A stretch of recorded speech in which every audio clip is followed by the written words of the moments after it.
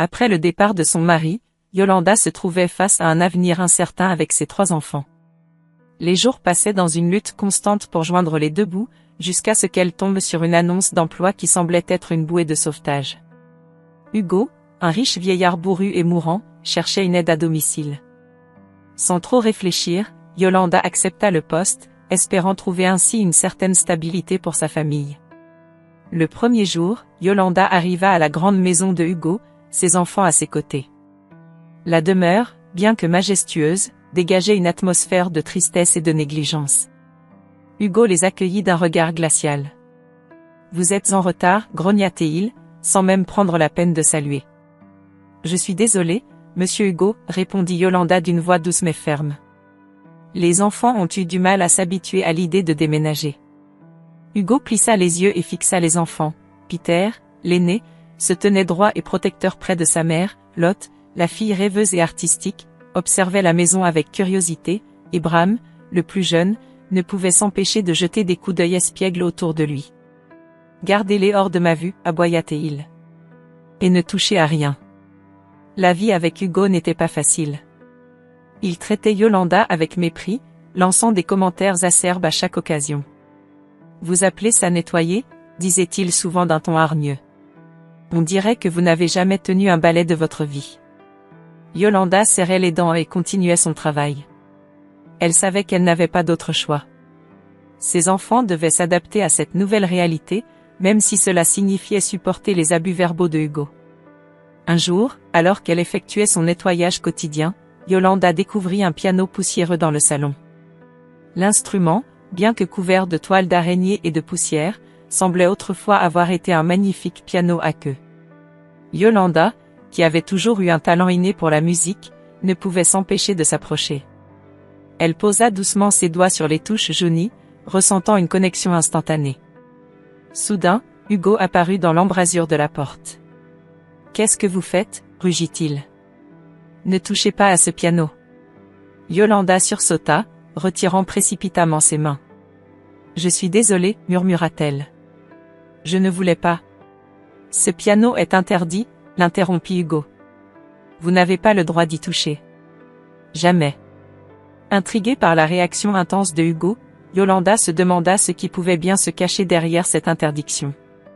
Le vieil homme semblait porter une profonde blessure émotionnelle liée à cet instrument.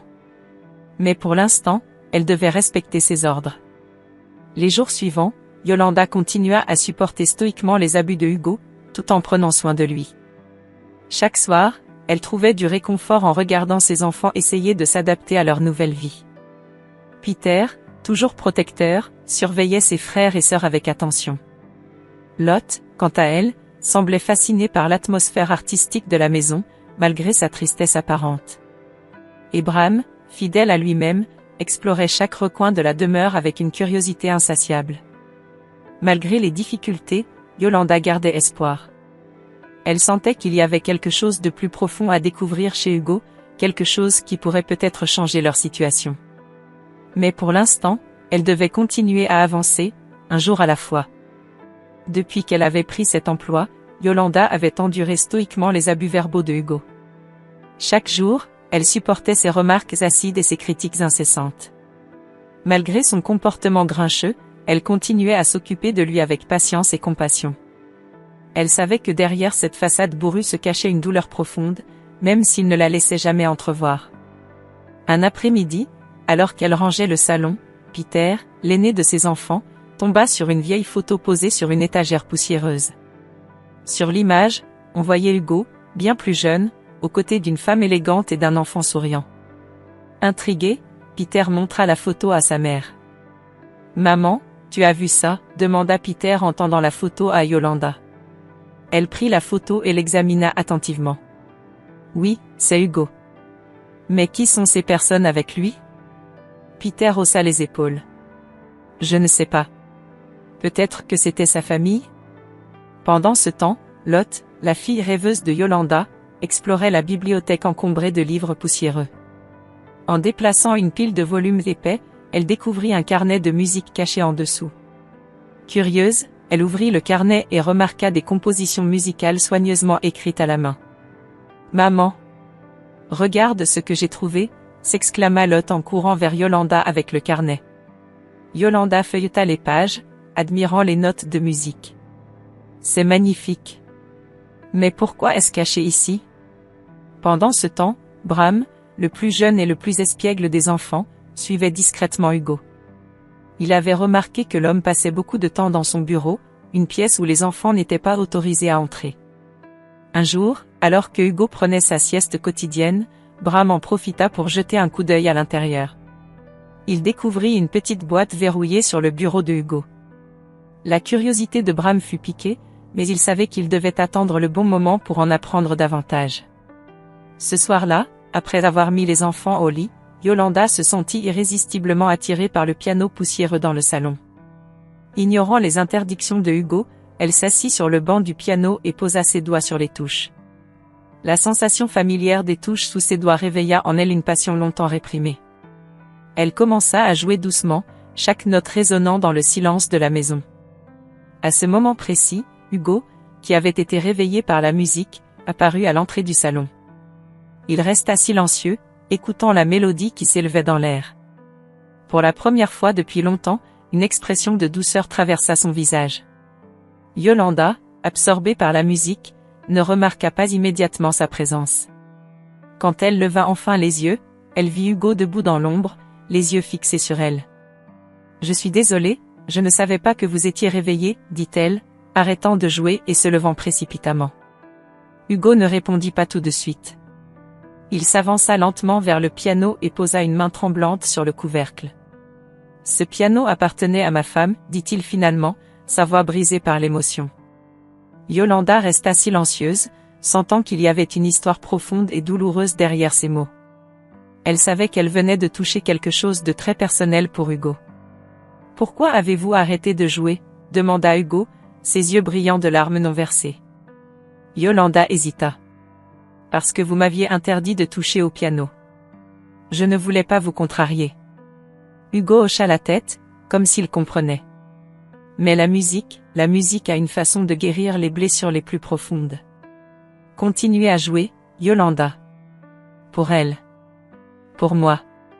À ces mots, Yolanda retourna au piano et recommença à jouer, cette fois avec encore plus de passion et de tendresse. Et pour la première fois depuis bien longtemps, Hugo laissa échapper un sourire empreint de souvenirs et de regrets, mais aussi d'une lueur d'espoir. La maison de Hugo était plongée dans un silence pesant lorsque les premières notes du piano commencèrent à résonner.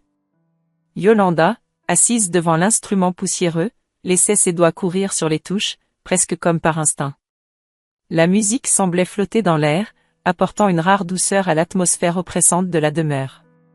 Cependant, cette tranquillité fut brusquement interrompue. « Arrêtez immédiatement !» s'écria Hugo, sa voix rauque brisant l'harmonie. Il se tenait à l'entrée du salon, une expression de rage sur le visage. « Je vous avais interdit de toucher ce piano. » Yolanda sursauta et cessa de jouer, ses mains tremblant légèrement. « Je suis désolée, monsieur Hugo. Je ne voulais pas vous contrarier. »« Vous ne comprenez rien, » grogna Hugo, avançant péniblement vers elle. « Ce piano, il ne doit plus jamais être joué. » Les yeux de Yolanda se remplirent de curiosité mêlée de tristesse. « Il semble pourtant si important pour vous. Pourquoi ne devrait-il plus être joué ?» Hugo détourna le regard, une ombre de douleur traversant ses traits. « Ce n'est pas de vos affaires, » répondit-il sèchement avant de faire volte-face et de quitter la pièce. Pendant ce temps, Peter, l'aîné des enfants de Yolanda, continuait ses investigations discrètes. Il avait trouvé une vieille photo dans un tiroir du bureau de Hugo. La photo montrait Hugo, bien plus jeune, avec une femme et un enfant. Tous trois semblaient heureux, souriant au bord d'un lac. « Peter, qu'est-ce que tu regardes ?» demanda Lot en entrant dans la pièce, ses grands yeux curieux se posant sur la photo. « Regarde ça, Lot, » répondit Peter en lui montrant l'image. Hugo avait une famille. Il était heureux autrefois. Lot prit la photo entre ses mains, ses doigts frôlant doucement le visage de la femme. Peut-être que cette femme et cet enfant sont la clé pour comprendre pourquoi il est si amer aujourd'hui. Dans un autre coin de la maison, Bram, le plus jeune et le plus espiègle des enfants, avait réussi à ouvrir la boîte verrouillée qu'il avait découverte précédemment. À l'intérieur, il trouva des lettres d'amour jaunies par le temps et une partition de musique inachevée. Bram. Qu'est-ce que tu fais avec ça? Chuchota Lot en entrant précipitamment dans la pièce. Regarde, Lot, murmura Bram, les yeux brillants d'excitation. Des lettres d'amour et de la musique. Je pense que c'est très important pour Hugo. Lot prit une des lettres et commença à lire à voix haute.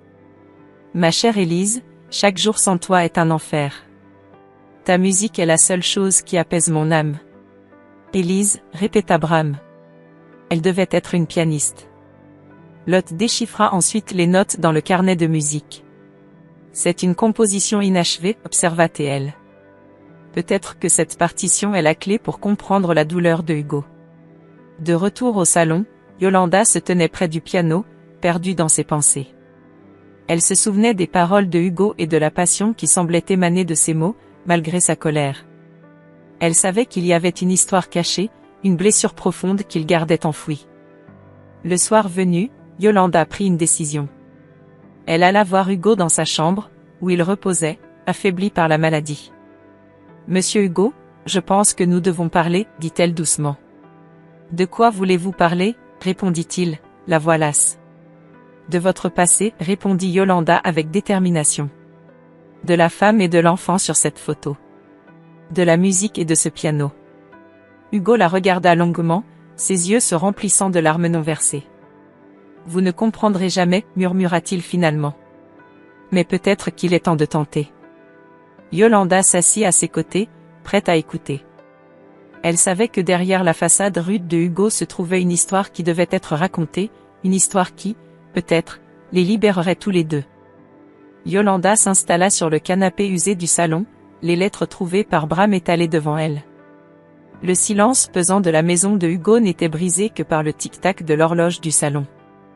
Elle prit une profonde inspiration et ouvrit la première lettre. Les mots déployaient une histoire d'amour déchirante entre Hugo et une femme nommée Amélie, une pianiste talentueuse dont le visage rayonnait de bonheur sur les photos jaunies qu'elle avait trouvées.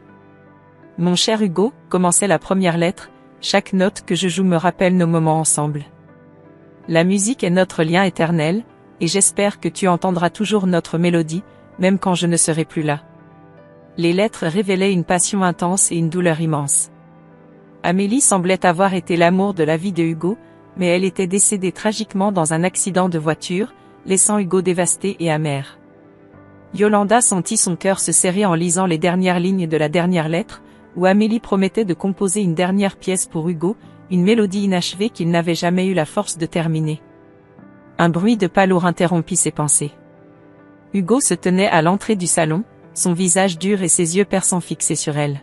« Qu'est-ce que tu fais avec ces lettres ?» demanda-t-il d'une voix rauque. Je suis désolé, Hugo. Bram les a trouvées, et je voulais comprendre, répondit Yolanda, se levant lentement, les lettres toujours en main. Hugo marcha lentement vers elle, son expression passant de la colère à une douleur palpable. Elle était tout pour moi, dit-il, sa voix se brisant. Amélie, elle était ma muse, mon amour, et la musique était notre langage secret. Yolanda posa doucement les lettres sur la table et s'approcha de Hugo. Je peux sentir combien elle comptait pour vous. Peut-être que nous pouvons honorer sa mémoire ensemble. Hugo hocha lentement la tête, ses yeux brillants de larmes non versées. Il y a une partition inachevée, murmura-t-il. C'était sa dernière composition pour moi. Je n'ai jamais pu la terminer. Yolanda savait ce qu'elle devait faire. Elle se dirigea vers le piano et ouvrit le couvercle poussiéreux. Ses doigts effleurèrent les touches, et elle commença à jouer doucement, suivant les notes griffonnées par Amélie dans le carnet. La mélodie était douce et mélancolique, pleine d'émotions non exprimées. Hugo s'assit dans son vieux fauteuil, ses yeux fermés, se laissant emporter par la musique. « Yolanda, dit-il faiblement après un moment. Termine-la pour moi. Termine cette mélodie. C'est ma dernière volonté. » Elle hocha la tête, déterminée. « Je le ferai, Hugo. Je promets de finir cette pièce pour vous et pour Amélie. » Les jours suivants furent éprouvants. L'état de santé de Hugo se détériorait rapidement. Il devenait de plus en plus dépendant de Yolanda, qui restait à ses côtés, jouant la mélodie inachevée encore et encore, cherchant à comprendre les émotions d'Amélie et à leur donner une conclusion appropriée. Un soir, alors que la pluie battait contre les fenêtres, Yolanda jouait la mélodie presque terminée. Hugo, affaibli, ouvrit les yeux et murmura « C'est parfait, Yolanda ». Amélie aurait été fière. Elle sourit à travers ses larmes, continuant à jouer, chaque note résonnant comme une promesse tenue. La musique remplissait la maison, apaisant les esprits et guérissant les cœurs. Hugo, écoutant la mélodie de son amour perdu, trouva enfin un semblant de paix. La connexion entre Yolanda et Hugo s'était transformée. Ce n'était plus simplement une relation de travail difficile. C'était devenu une alliance d'âmes cherchant à guérir à travers la musique. Et alors que l'état de Hugo continuait à décliner, Yolanda se tenait prête à accomplir sa dernière volonté mystérieuse, sachant que la musique était la clé de leur rédemption partagée. Hugo était étendu sur son lit, ses yeux fixés sur le plafond, écoutant les dernières notes de la partition inachevée que Yolanda avait complétée. Sa respiration était lente et laborieuse, mais un étrange calme semblait l'avoir enveloppé. Yolanda, assise au piano, jouait avec une douceur et une précision qui faisaient écho à l'amour et à la tristesse de l'histoire de Hugo et de sa femme. Les enfants de Yolanda, Peter, Lot et Bram, se tenaient silencieusement dans l'ombre, respectant ce moment solennel. « Merci, Yolanda » murmura Hugo, une larme coulant le long de sa joue ridée. « Tu as ramené la lumière dans mes derniers jours. » Yolanda sourit doucement, ses doigts glissant sur les touches du piano. « C'est un honneur, Hugo. Votre histoire mérite d'être entendue et votre musique, d'être jouée. » Le vieil homme ferma les yeux, un sourire paisible sur ses lèvres. Quelques instants plus tard, il rendit son dernier souffle, entouré de la mélodie apaisante de sa femme. Yolanda sentit une vague d'émotion l'envahir, mais elle continua de jouer jusqu'à la dernière note, offrant à Hugo une sérénité finale. Après la mort de Hugo, Yolanda découvrit qu'il lui avait légué une grande partie de sa fortune. Le notaire, un homme austère en costume gris, lui tendit les documents. « Mademoiselle Yolanda, Hugo vous a laissé cette lettre et ce testament. Il souhaitait que vous sachiez combien il appréciait votre présence et votre musique. » Yolanda prit la lettre, les mains tremblantes. Elle l'ouvrit et lut les mots affectueux de Hugo, remerciant pour sa compassion et son dévouement. Il lui révélait également qu'il avait toujours rêvé d'ouvrir une école de musique pour enfants défavorisés, un rêve qu'il n'avait jamais pu réaliser après la mort de sa femme. Peter, toujours curieux et protecteur, trouva un autre document parmi les papiers laissés par Hugo. C'était un testament plus ancien, révélant une vérité choquante. « Maman, viens voir ça », appela-t-il, ses yeux s'écarquillant de surprise. Yolanda se précipita, le cœur battant. « Qu'est-ce que c'est, Peter ? » « C'est un testament qui montre que ton mari avait comploté pour voler l'héritage de Hugo. Il a essayé de manipuler les documents pour s'emparer de sa fortune. » Les yeux de Yolanda s'emplirent de larmes d'indignation et de tristesse. Comment a-t-il pu faire ça? Après tout ce que nous avons traversé. Déterminée à ne pas laisser cet acte impuni, Yolanda fit arrêter son mari pour fraude et tentative de vol. La justice prit son cours, et Yolanda ressentit un mélange de soulagement et de tristesse en mettant un terme à cette trahison. Avec l'héritage de Hugo, Yolanda entreprit de réaliser le rêve du vieil homme. Elle ouvrit une école de musique pour enfants défavorisés, un endroit où les jeunes talents pouvaient s'épanouir et trouver refuge dans la musique, tout comme Hugo et sa femme l'avaient voulu. L'école devint rapidement un havre de créativité et d'espoir, attirant des enfants de tous horizons. Lot, toujours rêveuse et artistique, trouva sa place en enseignant le dessin et la peinture aux enfants. Peter, protecteur et curieux, s'occupa de la gestion de l'école, veillant à ce que tout fonctionne harmonieusement. Bram, espiègle et curieux, devint le petit assistant de tous, apportant joie et rire à l'école.